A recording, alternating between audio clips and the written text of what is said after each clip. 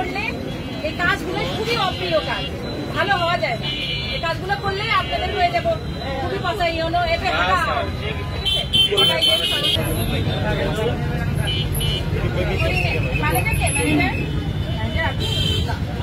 সবাই নেন, আপনার সবাই নেন, তারা আছে সবাই নেন।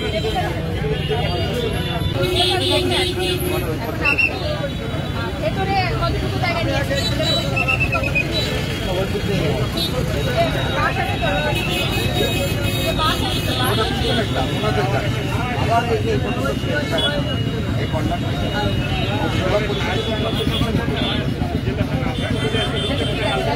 আচ্ছা আমি এটা সিএনপির কাছ থেকে কাগজপত্র অবশ্যই সিএনপির কাছ থেকে কাগজপত্র যে কোনো একটা ডকুমেন্ট করে দেবো অস্থায়ীভাবে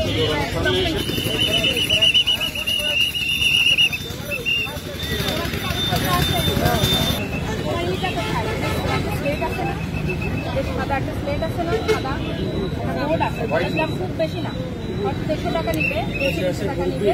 তুমি একটা মার্কার পেন নিবা, মার্কার পেন নিয়ে তোমার এই যে এটার দাম কত, ওটার দাম কত, সমস্ত এমনিতে দাম কত, হলুদ এমনিতে দাম কত, এটা লিখে রাখলাম। তাই না? তুমি এমনিতে লক্ষ্মী ছেলে তুমি পয়সা করে রাখো, সামনে এখনই নাও। হ্যাঁ, আর তুমি বেশি দাঁড়ানো যাবো না, ভেতরে তুমি রাখো, তোমার সব দেখতে পাবে। আর ওই মূল্য তালিকা একটা রাখতে হবে, ঠিক আছে?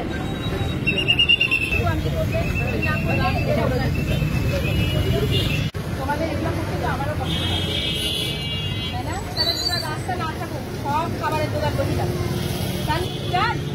রাস্তায় না থাকুক, খাবারের দোকান বসে যাক, গরিব মানুষ বসে যাক রাস্তায়।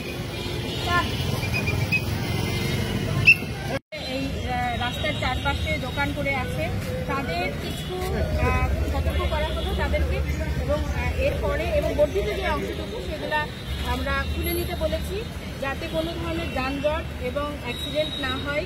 এই রাস্তাটা খুবই গুরুত্বপূর্ণ একটি রাস্তা। এই রাস্তা সকলেরই দাবি যে এই রাস্তা যাতে পরিষ্কার পরিচ্ছন্ন থাকে এবং এই রাস্তায় যাতে যানজট না হয়, এবং সেটা নিশ্চিতের লক্ষ্যে আমার এখানে 2 জন গ্রাম পুলিশ আছে, পুলিশের একটি টহল পার্টি আছে, এবং আমরা পৌরসভা থেকে অস্থায়ী ভিত্তিতে এই পৌর পুলিশ যাতে কন্ট্রোল করতে পারে, এবং সামনের যে রোডটা আছে, হাইওয়ে রোডটা আছে, এই রোডে যাতে কোনো ধরনের মানে কাঠ বালু অবৈধভাবে না রেখে ঝুঁকি মানে যানবাহন চলাচলে যাতে কোনো ঝুঁকি তৈরি না করে, এবং যাতে কোনো ধরনের অ্যাক্সিডেন্ট দুর্ঘটনা ঘটার কোনো সম্ভাবনা তৈরি না হয়, এই বিষয়ে আমরা পদক্ষেপ নিব। সামনের যে রাস্তাটুকু আছে কেউ অবৈধভাবে আপনার বালু খোয়া ইট এগুলো রাখতে পারবে না, এবং সোনার মোড়, সামনে যে সোনার মোড়টা আছে, সোনার মোড়ের বেশ কিছু জায়গায় দেখছি যে সামনে চলে এসেছে, রাস্তা দখল হয়ে যাচ্ছে, ওখানে প্রচুর যানজট হয় এবং গাড়ি অত্যন্ত ধীর গতিতে চলে, এবং বিভিন্ন ভ্যান দেখেছি যে একদম রাস্তার পাশে ভ্যানগুলা পার্ক করে রাখে, এই জন্য মানে গাড়ি চলাচল করতে পারে না, মানুষও হাঁটাচলা করতে পারে না।